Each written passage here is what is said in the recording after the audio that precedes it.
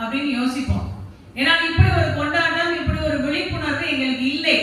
ஆனால் அந்த விழிப்புணர்வு கொண்டாட்டமும் இப்போ நீங்க கொண்டாடிட்டு இருக்கீங்க. ஆனால் நாங்கள் அதற்கு தயாராகி கொண்டிருந்தோம். இந்த கொண்டாட்டத்தை நீங்கள் பெறுவதற்கு சென்ற தலைமுறையான நாங்கள் எங்களை தயார்படுத்திக் கொண்டிருந்தோம். எங்களை தயார்படுத்திக் கொண்டிருந்தார்கள் அற்புதமான பெரியார் போன்ற அற்புதமான மனிதர்கள். எப்படி படிக்க வச்சாங்கப்பா, படிக்க வச்சாங்க.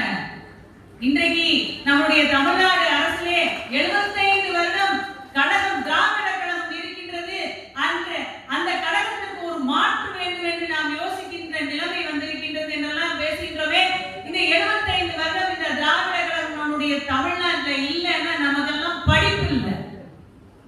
இதுதான் வரலாறு. இதைத்தான் நான் உங்களை படித்து பார்க்க சொன்னேன்.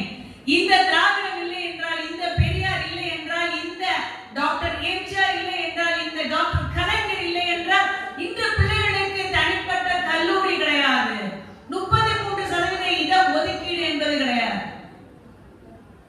33% இட ஒதுக்கீடு. எங்க 100 ஆண்கள் வேலை பார்க்கின்றார்களோ அப்படி 100 ஆண்கள் வேலை பார்க்க கூடாது.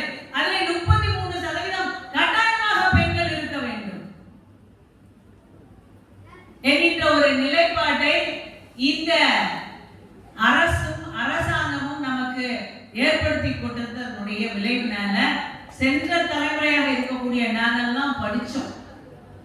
எங்களுக்கெல்லாம் வேலை கிடைச்சது. எங்களுக்கு ஒரு உரிமை என்கின்ற விஷயம் புலப்பட்டது. ஓ, இதுதான் உரிமையா அப்படிங்கிற ஒரு நிலையை எங்கிருந்து தான் ஒரு